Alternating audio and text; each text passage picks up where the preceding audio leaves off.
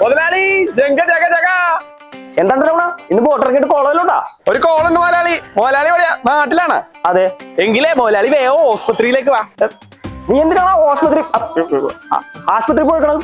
മുതലാളി പഞ്ചാബിൽ നിന്ന് വരുമ്പോഴേ മുതലാളിക്ക് ഒരു സമ്മാനം തരണമെന്ന് വിചാരിച്ചിരിക്കായിരുന്നു. ഇപ്പോഴാണ് ആ കോളത്തത്. ഒരാഴ്ച ഞാൻ അങ്ങോട്ട് പറയുന്നപ്പോഴേക്കും പിന്നെ മാറണോണം ഉണ്ടാക്കി വെച്ചേക്കണത്.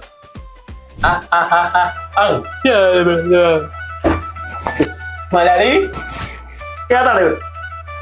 ആരാണെന്നറിയാൻ പാടില്ല മുതലാളി. കഴിഞ്ഞ ആഴ്ച കടലിൽ വലയിട്ടപ്പോ കിട്ടിയതാണ്. പണ്ട് കിട്ടിയ പോലെ ഒരു മത്സ്യകന്യകൻ. അവനെ പോലെ തന്നെയാണ് മുതലാളി ഇവനും. ജന്മന അന്ധനാ, ചെവി കേൾക്കൂല. അന്ന് അനുഭവിച്ചൊന്നും പോരല്ലേ നിനക്ക്? മര്യാദക്ക് ഇവന്റെ അഡ്രസ് ചോദിച്ചു മനസ്സിലാക്കി അവനെ നീ വീട്ടിൽ കൊണ്ടാക്കിക്കോളണം. അല്ല ഇതിപ്പോ എങ്ങനെ ചോദിച്ചു മനസ്സിലാക്കാൻ? മിക്കവാറും ഇവനും എന്റെ തലയിലാവുമെന്നോ തോന്നാം. നിനക്കെന്നെ മുടിപ്പിക്കണമെന്നില്ല. നീ ആവശ്യമുള്ളതാ.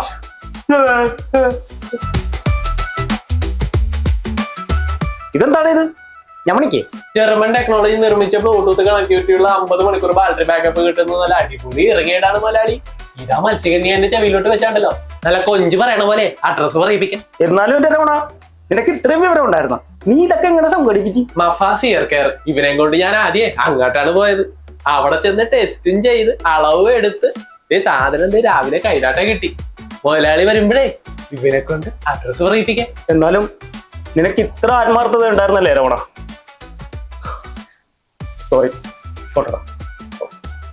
നിനക്ക് വേദന ഒന്നും എടുത്തില്ലല്ലോ മുതലാളി.